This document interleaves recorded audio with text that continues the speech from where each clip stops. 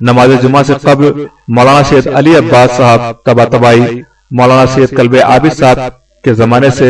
مسائل بیان فرماتے ہیں، جس کا سلسلہ آج بھی قائم ہے۔ اشرف الانبیاء والمرسلین وخاتم النبیین بالقاسم محمد صلی اللہ علیہ وسلم وعلی اہل بیتہ طیبین الطاہرین المعصومین ولعنۃ اللہ علی اعدائہم اجمعین، اما بعد فقد قال سبحانہ تبارک وتعالی فی القرآن المجید والفرقان الحمید وهو اصدق الصادقین وقولہ الحق۔ بسم اللہ الرحمن الرحیم۔ وما خلقت الجن والانس الا ليعبدون۔ قرآن مجید جو کلام الہی اور آسمانی کتابوں میں آخری کتاب ہے، جس میں ہر خشک و تر موجود ہے، لا رطب ولا یابس الا فی کتاب مبین، نہیں ہے کوئی خشک، نہیں ہے کوئی تر جو روشن کتاب میں نہ ہو۔ قرآن مجید جو مختلف علوم کا سرچشمہ ہے، قرآن مجید جو سابق انبیاء کے حالات کو بیان کرتا ہے، قرآن مجید جس میں ظالم اور جابر بادشاہوں کا تذکرہ بھی ہے تاکہ لوگ اس سے عبرت حاصل کریں، قرآن مجید جس میں اوامر بھی ہے اور نواہی بھی ہے، قرآن مجید ایک جامع اصول اور بنی نوع کے لیے مکمل قانون ہے، جس کی ضرورت ہر انسان کو قیامت تک کے پڑتی رہے گی، اور یہ قانون مزاج انسانی اور فطرت کے مطابق بنایا گیا ہے، اس لیے کہ جو فطرت کا خالق ہے، جو مخلوق کا خالق ہے، اسی خالق نے قانون بھی معین کیا ہے، مقرر کیا ہے، بنایا ہے، لہذا قانون بھی فطرت کے مطابق ہے۔ لاکھ جدیدیت اور ترقی یافتہ انسان آتے رہیں اور ترقی کرتے رہیں، لیکن قرآن کے قانون کو کوئی فرسودہ نہیں کہہ سکتا، اللہ کے بنائے ہوئے نظام کو کوئی پرانا نہیں کہہ سکتا کہ یہ پرانا ہو گیا، قدیم ہو گیا، لہذا جدید قانون کی ضرورت ہے۔ نہیں، قانون الہی ہمیشہ کے لیے ہے اور ہمیشہ اسی طرح سے جاری اور ساری رہے گا، اور اسی قانون کے تحت ایک وقت آئے گا، ایک زمانہ آئے گا جب دنیا میں عدل و انصاف قائم ہوگا، یعنی جب ظہور امام علیہ السلام ہوگا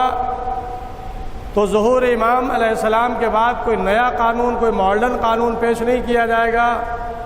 بلکہ یہ قرآن اور سنت پر عمل ہوگا، قرآن اور سنت پر عمل ہوگا، اور اسی قرآن و سنت کے ذریعے سے کائنات میں روئے زمین پر امن و امان قائم ہوگا۔ یہ حدیثیں تمام کتب احادیث میں موجود ہیں، چاہے وہ سنی کتابیں ہوں، چاہے وہ شیعہ کی کتابیں ہوں، اہل سنت حضرات کی کتابوں میں، شیعوں کی کتابوں میں، سب میں آپ کو بکثرت یہ حدیث معتبر ترین حدیث میں مل جائیں گی کہ جب وہ آئیں گے جن کو مہدی کہا گیا ہے، جن کو قائم کا لقب ملا ہے، جن کا نام نامی پیغمبر کے نامی پر ہے، جن کا لقب پیغمبر کے لقب پر ہے، جب وہ حکم خدا سے ظاہر ہوں گے تو ظاہر ہے کہ اس وقت ظاہر ہوں گے جب دنیا ظلم و جور سے بھری ہوئی ہوگی۔ ظاہر ہونے کے بعد وہ دنیا کو عدل و انصاف سے پر کر دیں گے۔ تو یہ عدل و انصاف کا جو دورہ ہوگا تو اسی قرآن کے مطابق ہوگا اور سنت پیغمبر کے مطابق ہوگا۔ اس لیے کہ ائمہ ہمیشہ قرآن پر اور سنت رسول پر عمل پیرا رہے اور اسی کی دعوت دیتے رہے، چاہے وہ ہمارے پہلے امام ہوں، چاہے وہ چھٹے امام ہوں جن کی طرف فقہ جعفری منسوب ہے، اور چاہے وہ آخری امام ہوں۔ پہلے امام بھی قرآن اور سنت رسول پر عمل پیرا تھے، جبکہ دنیا ان سے مطالبہ کر رہی تھی اور حکومت کی لالچ دے رہی تھی۔ جب دوسرا خلیفہ زخمی ہوا اور خلیفہ دوم نے شورا تشکیل دی اور اس میں علی علیہ السلام کو شامل کیا گیا، اور جب خلافت کی قبولیت کی بات آئی تو اس میں شرط لگا دی گئی، قرآن پر عمل کرے گا، سنت پیغمبر پر عمل کرے گا اور سیرت شیخین پر عمل کرے گا۔ یعنی پہلی اور دوسری خلافت خلفاء کی سیرت پر عمل پیرا ہوگا۔ یہ تیسرے خلیفہ کے لیے شرط لگائی گئی اور علی علیہ السلام کو اس میں شامل کیا گیا، تو ہمارے مولا نے فوراً اس بات کا انکار کر دیا اور جواب دیا کہ ہمارے لیے قرآن دستور العمل ہے، سنت پیغمبر ہمارے لیے حجت ہے، لیکن سیرت شیخین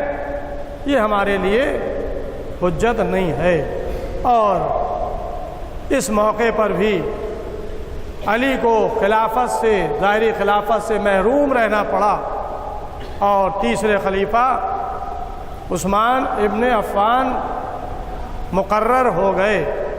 جنہوں نے اس بات کا اقرار کر لیا کہ قرآن پر عمل کروں گا، سنت رسول پر عمل کروں گا اور سیرت شیخین پر عمل کروں گا۔ لیکن علی ابن ابی طالب علیہ السلام نے بالکل واضح اس بات کا انکار کیا کہ ہمارے لیے سیرت شیخین یہ حجت نہیں ہے، ہمارے لیے قرآن حجت ہے، ہمارے لیے رسول کی سنت حجت ہے۔ تو یہ پہلے امام کا کردار۔ اور جب چھٹے امام علیہ السلام کی بات آئی، جن کی تفصیل سے فقہ تعلیم کی ہوئی ہے، جس کو فقہ جعفری کہا جاتا ہے، لیکن ظاہر ہے کہ یہ فقہ محمدی صلی اللہ علیہ وآلہ وسلم ہے، قانون الہی ہے، اور اس کی شرح و تفصیل ہمارے چھٹے امام علیہ السلام نے کی ہے، اور ان کا قول بھی آپ کے سامنے تاریخ میں موجود ہے۔ جب ابو حنیفہ سے ملاقات ہوئی اور امام نے کہا کہ میں نے سنا ہے کہ تم قیاس سے فتوے دیتے ہو، تو کہا کہ ہاں، تو آپ نے فرمایا قیاس مت کیا کرو، اس لیے کہ جب قیامت کے دن سوال ہوگا کہ یہ بات تم نے کہاں سے کہی، ہم سے اگر پوچھا جائے گا کہ یہ بات تم نے کہاں سے کہی، تو ہم کہیں گے قال اللہ تعالیٰ قال رسول اللہ، اللہ نے ارشاد فرمایا، رسول نے ارشاد فرمایا۔ لیکن جب تم سے پوچھا جائے گا تو تم کیا جواب دو گے؟ تو گویا یہ ہمارے چھٹے امام نے بھی دنیا کے سامنے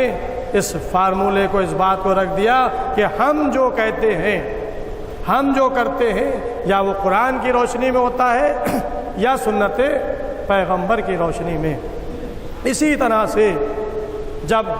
سلسلہ امامت کا آخری تاجدار آئے گا تو وہ دنیا پر عدل و انصاف کو قائم کرے گا۔ یہ عدل و انصاف قرآن کے ذریعے سے ہوگا، یہ عدل و انصاف سنت رسول کی روشنی میں ہوگا، اور ظاہر ہے کہ امن و امان اسی قرآن کے ذریعے سے ہو سکتا ہے۔ امن و امان اور سکون سیرت پیغمبر پر عمل پیرا ہو کر کے ہو سکتا ہے۔ یہی ایک ذریعہ دنیا میں ہے، ایک قرآن اور دوسرے سیرت پیغمبر۔ عزیزوں، آپ کے سامنے میں مسائل نماز سے متعلق عرض کر رہا تھا۔ آج چاہتا ہوں چند جملے آپ کے سامنے شہزادی کی سیرت کے گوشے کے سلسلے میں عرض کروں، اس لیے کہ یہ ماہ جمادی الثانی کا مہینہ خاص طور سے شہزادی حضرت فاطمہ زہرا صلوات اللہ علیہا بنت رسول کی طرح منسوب ہے۔ لہذا چند جملے میں آپ کے سامنے پیش کرنا چاہتا ہوں۔ شہزادی کی سیرت جو بحیثیت ایک جزو رسالت اور جزو نبوت کے ہے، اور جس طرح سے قرآنی احکامات پر عمل کرنا عبادت، اطاعت رسول اطاعت الہی ہے اور عبادت الہی ہے، چاہے وہ نماز ہو، چاہے وہ روزہ ہو، چاہے وہ فریض حج ہو، چاہے وہ جہاد فی سبیل اللہ ہو، چاہے وہ اور دیگر امور خیر ہوں۔ اسی طرح سے ہمیں قرآن مجید کے ذریعے سے ایک حکم پردے کا بھی ملتا ہے۔ اللہ نے قرآن مجید میں 2 سوروں میں، ایک سورہ نور اور دوسرے سورہ احزاب، سورہ نور میں 2 مقامات پر، سورہ احزاب میں 3 مقامات پر پردے کے جزوی اور تفصیلی احکامات بیان کیے ہیں۔ صاحبان ذوق قرآن مجید اور تفسیر قرآن کا مطالعہ کریں۔ خواتین حضرات سورہ احزاب کی تلاوت کریں، سورہ نور کو پڑھیں، اور خصوصاً احادیث میں عورتوں کو تعلیم تفسیر سورہ نور کا حکم دیا گیا ہے کہ خواتین حضرات کو سورہ نور کی تفسیر کرائیں، ان کو تفسیر سورہ نور کی بتائیں۔ لہذا سورہ نور میں اللہ نے پردے کا حکم دیا، سورہ احزاب میں پردے کا حکم دیا۔ تو جس طرح سے نماز کا حکم ہے، جس طرح سے روزے کا حکم ہے، جس طرح سے قرآن میں حج کا حکم ہے، اسی طرح سے خواتین کے لیے پردے کا حکم ہے۔ جس طرح سے نماز پڑھنا عبادت، روزہ رکھنا عبادت، حج کرنا عبادت، جہاد فی سبیل اللہ کرنا عبادت، اسی طرح سے باحجاب ہونا، پردہ کرنا، یہ عورت کے لیے عبادت ہے۔ اور اگر بڑی طاقتیں دنیاوی قانون ایسے بنائے جائیں کہ جو خاص طور سے مسلمان خواتین کے مسئلہ حجاب میں رکاوٹ آ رہے ہوں، تو اس کا مطلب یہ ہے کہ وہ حکومتیں حکم خدا کے مد مقابل آ گئیں، وہ قانون حکم خدا کے مد مقابل آ گیا۔ یہ کیسے ممکن ہے کہ اللہ حکم دے اقیم الصلاۃ اور کوئی حکومت کا نمائندہ بڑھ کر کے نماز نہ پڑھو؟ یہ کیسے ہو سکتا ہے کہ اللہ کہے کہ روزہ رکھو، حج کرو، اور حکومتیں اس پر پابندی لگا دے؟ تو کیا مسلمان اس بات کو برداشت کرے گا کہ ہم اپنی نماز کو حکومت کے کہنے سے چھوڑ دیں، اپنے روزوں کو حکومت کے کہنے سے نہ رکھیں؟ ظاہر ہے کہ اللہ نے جن کی اطاعت کو واجب قرار دیا ہے، مثلا اولاد پر ماں باپ کی اطاعت واجب، زوجہ پر شوہر کی اطاعت واجب، تو یہ قانون الہی جہاں پر اللہ کی طرف سے، اس کے رسول کی طرف سے اطاعت فرض کی جا رہی ہے کہ اولاد کے لیے ماں باپ کی اطاعت واجب ہے، شوہر کی اطاعت زوجہ پر ہے،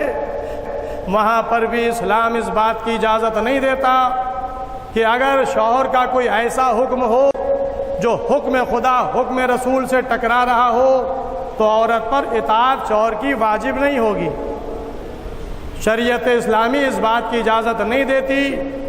کہ ماں باپ اپنی اولاد کو کوئی ایسا حکم دے جو حکم خدا سے ٹکرا رہا ہو، وہی اللہ رسول جو ماں باپ کی اطاعت کو واجب قرار دے رہا ہے، لیکن اگر ماں باپ کا کوئی حکم اللہ کے اور رسول کے حکم سے ٹکرا رہا ہو تو ماں باپ کی اطاعت ایسے مرحلے میں واجب نہیں ہوگی۔ تو جس اطاعت کو اللہ اور اس کے رسول نے واجب کیا ہو لیکن اللہ کے حکم کے ٹکرانے کی بنا پر وہ اطاعت واجب نہیں رہ سکتی، تو پھر یہ دنیاوی قانون یہ حکومتوں کے بنائے ہوئے قانون، یہ ظالم اور جابر حکمرانوں کے بنائے ہوئے قانون، یہ غیر مسلموں کے، بت پرستوں کے، کافروں کے بنائے ہوئے قانون کیا اسلام کے اوپر لاگو ہو سکتے ہیں؟ کیا مسلمانوں پر لاگو ہو سکتے ہیں؟ بس میں نے ابھی مثال دی کہ ایسا ہی ہے کہ اگر کوئی کہے کہ پردہ نہ کرو تو ایسا ہی جیسے کہا جائے مسلمان سے کہ نماز نہ پڑھو، تو کیا کسی کے کہنے سے مسلمان نماز ترک کر دے گا؟ تو عزیزوں، جس طرح سے نماز کو نہیں چھوڑا جا سکتا، جس طرح سے روزے کو ترک نہیں کیا جا سکتا، جس طرح سے حج کو نہیں ترک کیا جا سکتا، کیونکہ یہ سب حکم خدا ہیں، یہ حکم خدا ہیں، عبادات ہیں۔ اسی طرح سے اللہ کا حکم ہے پردے کے لیے، تو کسی حکومت کے کہنے سے، قانون، دنیاوی قانون کے کہنے سے ہم اس سے نہیں رک سکتے۔ لہذا تمام عالم اسلام کو، تمام مسلمان مردوں کو اور خواتین کو ایسے لوگوں کا بائیکاٹ اور اس کے سلسلے میں احتجاج کرنا چاہیے کہ جو عبادت الہی سے روکے، جو حکم خدا میں حائل ہو۔ بس عزیزوں، ہمارے لیے حجت قرآن ہے اور سنت پیغمبر۔ سنت پیغمبر میں سب سے بہترین اسوہ حسنہ ہمارے لیے رسول کی سنت ہے، رسول کی سیرت ہے۔ لیکن میں نے عرض کیا تھا گزشتہ جمعے میں کہ رسول کی سنت، رسول کا اسوہ، رسول کا بہترین عمل، یہ مردوں کے لیے تو نمونہ عمل بن سکتا ہے، لیکن خواتین کے لیے مکمل نمونہ حیات، اسوہ حسنہ پیغمبر کی سیرت، سنت نہیں قرار پا سکتی۔ لہذا اگر بضعت الرسول نہ ہوتی، اگر شہزادی فاطمہ زہرا نہ ہوتی، تو شریعت کے بعض احکام عملی نمونے سے محروم رہ جاتے۔ لہذا بضعت الرسول نے، شہزادی فاطمہ زہرا نے ان احکامات کو عملی جامہ پہنا کر دنیا کے سامنے نمونہ عمل پیش کر دیا۔ تو عزیزو، حکم قرآن میں پردے کا، لیکن شہزادی نے بتایا کہ پردہ کیسے کیا جائے۔ یہ نہیں ہے کہ مرد عورت کو دیکھے، بلکہ حکم یہ کہ عورت بھی مرد کو نہ دیکھے۔ اور دو چیزیں مجھے تاریخ میں ملیں، ایک قول فاطمہ زہرا اور ایک عمل فاطمہ زہرا۔ جس وقت پیغمبر اسلام نے مسجد میں خطبہ دیا اور فرمایا کہ عورت کے لیے سب سے بہترین شے کیا ہے، مرد خاموش تھے، کسی نے جواب نہیں دیا۔ لیکن جب یہ بات بنت رسول تک آئی تو اب اس کا جواب شہزادی فاطمہ زہرا نے دیا۔ شہزادی فاطمہ زہرا نے بتایا کہ عورت کے لیے سب سے بہترین عمل یہ ہے کہ وہ کسی غیر مرد کو نہ دیکھے اور غیر مرد اسے نہ دیکھے۔ اور جب پیغمبر نے دوسرے دن پوچھا کہ کوئی میرا جواب لایا، تو سیدہ کا یہ جواب پیش کیا گیا۔ کہا کہ کس نے کہا؟ کہا کہ آپ کی بیٹی فاطمہ زہرا نے۔ تو پیغمبر نے فرمایا کیوں نہ ہو، اس لیے کہ فاطمہ تو بضعۃ منی، فاطمہ میرا جز ہے۔ یعنی گویا پیغمبر نے اپنی بیٹی کے اس بات کی تائید کی کہ عورت کے لیے بہترین عمل یہ ہے کہ وہ کسی غیر مرد کو نہ دیکھے اور غیر مرد اس عورت کو نہ دیکھے۔ اور یہ تھا قول۔ لیکن جب عملی نمونہ ہم نے دیکھا تاریخ میں، تو تاریخ بتاتی ہے کہ ابن مکتوم، رسول کے ایک صحابی، نابینا صحابی، پیغمبر کے گھر پر تشریف لائے، اجازت مانگی، پیغمبر نے اجازت دی، لیکن گھر میں فاطمہ زہرا۔ اب تاریخ یہ بتاتی ہے فاطمہ زہرا نے حجاب کیا تو رسول نے سوال کیا، بیٹی یہ تو نابینا ہے۔ تو آپ نے جواب دیا، اے بابا، اگر وہ نابینا ہے تو میں تو بینا ہوں، وہ مجھے نہیں دیکھ سکتا لیکن میں تو اسے دیکھ سکتی ہوں۔ تو یہ فاطمہ زہرا کا عمل تھا کہ اگر زبان سے کہا کہ عورت کے لیے بہترین یہ ہے کہ وہ کسی غیر مرد کو نہ دیکھے اور غیر مرد کی نگاہ اس پر نہ پڑے، تو فاطمہ زہرا نے عملی نمونہ بن کر بھی دکھا دیا کہ اپنے کو بھی باحجاب رکھا جائے، اپنے اوپر کسی مرد غیر کی نگاہ نہ پڑے اور اپنی نگاہ بھی اس کے اوپر نہ پڑے۔ بس عزیزوں، آخری کلام میں اور ظاہر ہے کہ اس بات اگر نمونہ ہمارے سامنے آیا تو شہزادی زینب صلوات اللہ کا آیا۔ یہی وجہ تھی کہ کربلا کے میدان میں جب خیام حسینی میں آگ لگ گئی اور ایک خیمہ بچا جس میں شہزادی زینب تھی، تو شانہ بیمار بھتیجے کا الا کر سوال کرتی، بیٹا سید سجاد تم امام وقت ہو، بتاؤ اب کیا حکم ہے ہمارے لیے، ان جلتے ہوئے خیموں میں جل کر مر جائیں یا خیموں سے باہر نکلیں؟ اس لیے کہ یہ اس وقت سوال ہو رہا تھا کہ جب شہزادی کے سر پر چادر نہ تھی، شہزادی بے حجاب ہو گئی تھیں، سر سے چادریں چھینی جا چکی تھیں، تو سید سجاد نے پہلا حکم دیا، پھوپھی اماں جان کا بچانا لازم ہے، لہٰذا خیموں سے باہر چلی جائیں۔ بس عزیزو، ابھی آپ نے ایام فاطمی منائے، شہزادی کے مصائب سنے کہ وہ شہزادی کہ جس کا جنازہ تابوت میں اٹھا، جس کا جنازے پر چادر کا پردہ تھا، تابوت کا پردہ تھا، اور وصیت تھی کہ میرا جنازہ رات کی تاریکی میں اٹھایا جائے، یعنی تین پردے تھے، تابوت کا پردہ، چادر کا پردہ اور رات کی تاریکی کا پردہ۔ لیکن جس کی ماں کا جنازہ پردہ شب میں اٹھ رہا ہو، ظلم اتنا ہوا کہ اس کی بیٹیاں سر برہنہ بلوے عام میں پھرائی جا رہی تھیں، یہ کتنا بڑا ظلم تھا۔ اسی لیے ہمارے چوتھے امام نے فرمایا کہ سب سے زیادہ مجھ پر مصیبتیں شام میں پڑی، لہذا آج شہزادی زینب صلوات اللہ کا دیسا منایا جاتا ہے، لہذا میں نے یہ چند کلمات آپ کی خدمت میں عرض کیے، اور انشاءاللہ 26 مئی کو سفر زیارتوں کے لیے جا رہا ہوں، اور سب سے پہلے شہزادی جناب زینب صلوات اللہ کے روضے پر حاضری ہوگی۔ آئیے بارگاہ الہی میں دعا کریں کہ خداوند عالم جملہ مومنین کو اعمال صالح کرنے کی توفیق عنایت فرما، معصیت الہی سے بچنے کی توفیق عنایت فرما، جو لوگ زیارات کے متمنی ہیں ان کو زیارات سے مشرف فرما، ہمارے زمانے کے امام کے ظہور میں تعجیل فرما، ہم لوگ کا شمار امام کے ناصر مددگاروں میں فرما۔